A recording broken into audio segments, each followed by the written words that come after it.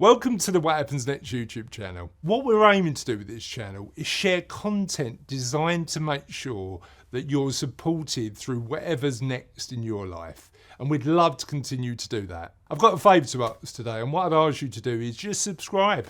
It costs you nothing, but it really helps us deliver really good quality content on a consistent basis. Thank you, and let's go on to the interview. Tell me a bit, because we've got the What Happens Next model. You've got a 9-square matrix that I've seen that's amazing, by the way. Talk to me about some of the component parts of the matrix.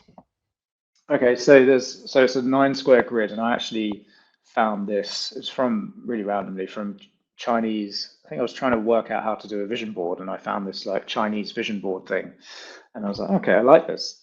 And in the center is your health and well-being, and the point of the whole thing is like if that energy is low, I think they say chi, don't they? So chi, if that energy is low there, that's not going to spread to any other area of your life.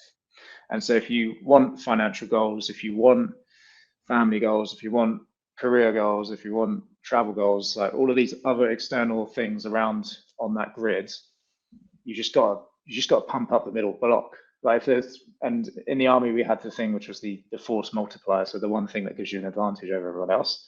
So I call it the force multiplier. So health and well-being is the ultimate force multiplier. It affects everything else.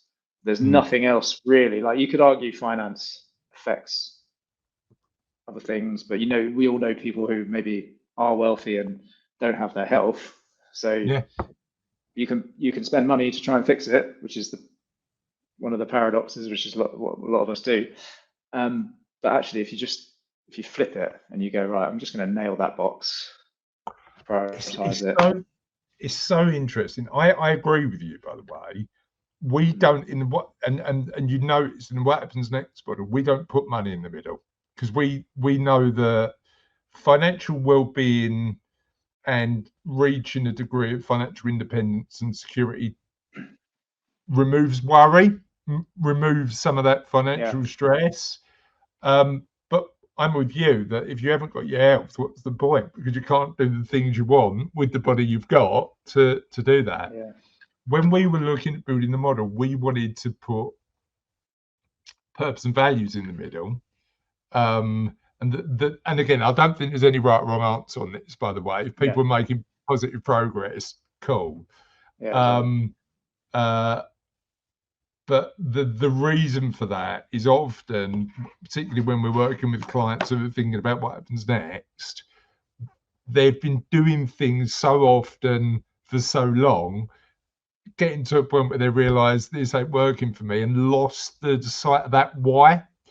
So for me, starting with the purpose and values is going to people where they are, where they're turning around and going, what do I want the next chapter to look like?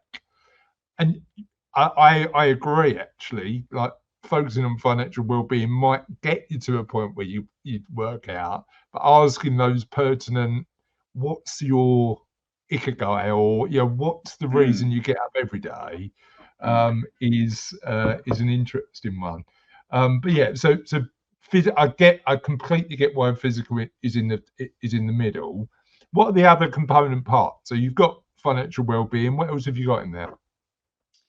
You've got things like career, you've got family life, you've got people, social life, travel, knowledge, self-knowledge. Yeah. So wisdom's one. Relationships, and I think does that cover about 9? I think we've got most of them.